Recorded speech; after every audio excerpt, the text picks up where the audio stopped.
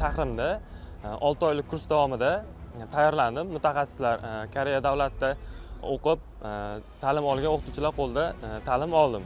Imtihonlardan to'laqonlik o'tdik. Hozirda Koreya davlatiga ketyapmiz, xudo xohlasa. Undan oldin 6 kunlik o'qish davomida tayyorgarlik ko'rdik. Ustozlarning qo'lida Koreyani hayotini, muhitini o'rgatishdi hammalari.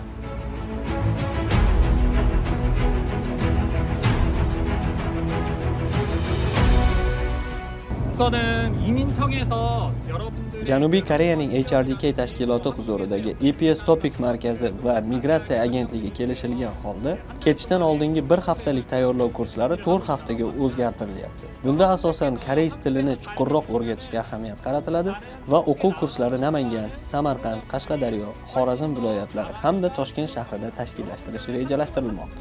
Shu bilan birga tinglovchilar kurs davomida Koreya Respublikasi qonunchiligi, urf-odat va madaniyati bilan yaqindan tanishadilar.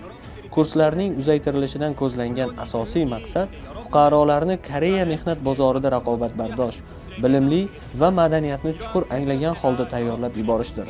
Kadrlar sifati ish beruvchilarning asosiy talabi. Koreyada o'zbekistonlik ishchi kuchiga bo'lgan talabning ko'payishi aynan tayyorlov jarayonlariga bog'liq.